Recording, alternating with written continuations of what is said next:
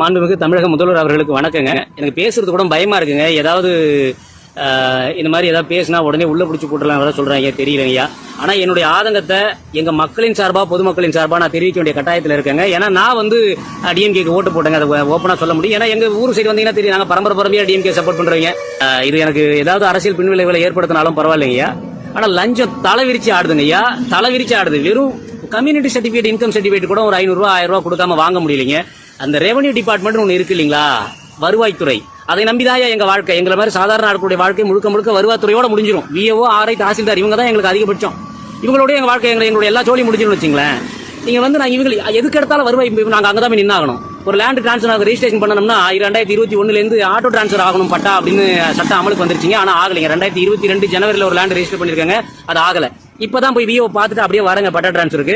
ஊர்ல ரொம்ப ஓப்பனாவே எங்க விஓ போன போட்டு தாசில்தாருக்கு பணம் போகல, அதனால உங்களுடைய நீங்க அப்ளை பண்ண சர்டிபிகேட் அவங்க ரிஜெக்ட் பண்ணாங்க. நீங்க திரும்ப அப்ளை பண்ணிட்டு தாசில்தார ப்ரூஃப் எடுத்து போய் நேரா பாருங்க. ஐயா, நேரா பார்க்க கூடாதுங்கிறதுக்காக தானே இந்த டிஜிட்டல் சேவைன்னு ஒன்று வச்சிருக்கீங்க.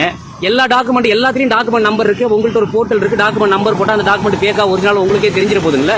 எதுக்கு நேரா டாக்குமெண்ட் வாங்கி அந்த பணம் கருமத்தை நீங்க கேட்டு அக்கௌண்ட் ட்ரான்ஸ்ஃபர் பண்ணி தொலைச்சிட்டு போறோம். நீங்க தான் எங்களை கேட்கறதுக்கு நாங்க நாதிட்டு கிடக்கிறோம்ல. இந்த லஞ்ச ஒழிப்பு துறையில ஒன்று இருக்கா இல்லையானே தெரியலீங்களா. ஐயா, தயவு செஞ்சு கொஞ்சம் காப்பாத்துங்க.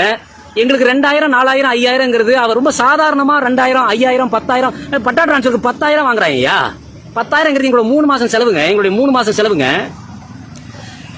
எங்களுக்கு என்ன பண்றதுனே தெரியலங்க. தெரியல, இந்த வீடியோ நாளைக்கு வைரலா போகலாம், இல்ல இதனால எனக்கு பிரச்சனை வருமானு கூட தெரியல.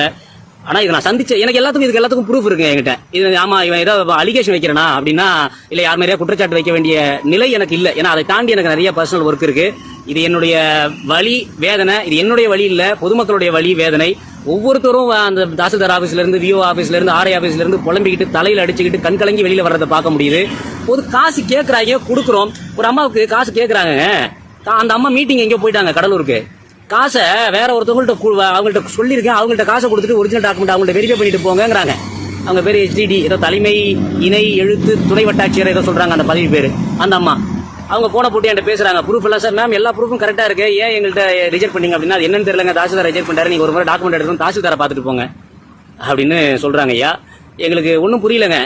நாங்க ஏன்னா எனக்கு இதுக்கு முன்னாடி டாக்குமெண்ட்ஸ் எல்லாம் வாங்கியிருக்கேங்க. எனக்கு இவ்வளவு பெரிய அழுத்தம், இவ்வளவு பெரிய ப்ரெஷர் இல்லைங்க.